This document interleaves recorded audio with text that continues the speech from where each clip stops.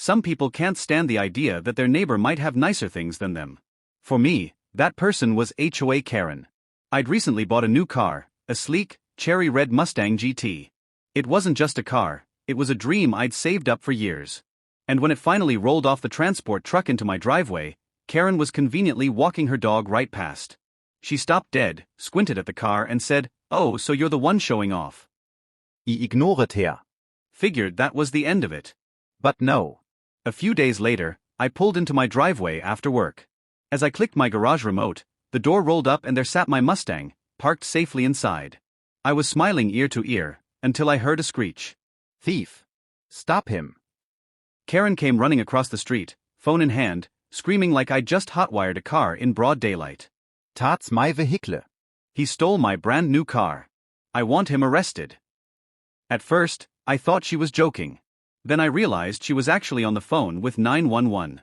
I calmly parked, stepped out, and said, "Karen, this is my car. I bought it last week." Liar. She screeched. "I just ordered that exact car from the dealership. They told me it was coming this month. That's mine, you stole it before it was delivered." Neighbors started peeking out of their windows. One even came outside with popcorn. I kid you not.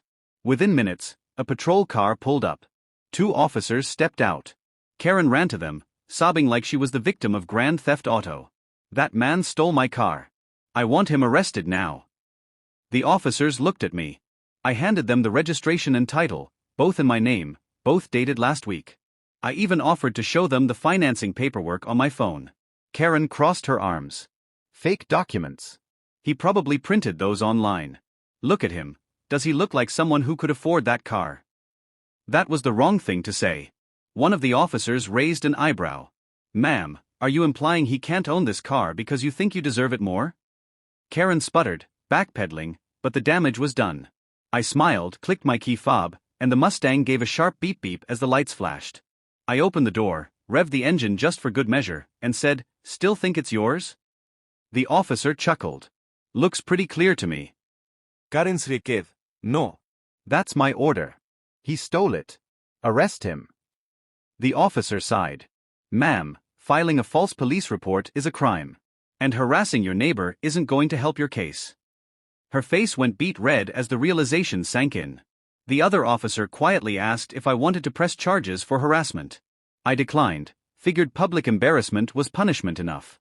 Karen stormed off, dragging her yapping dog, muttering about lawsuits and corruption.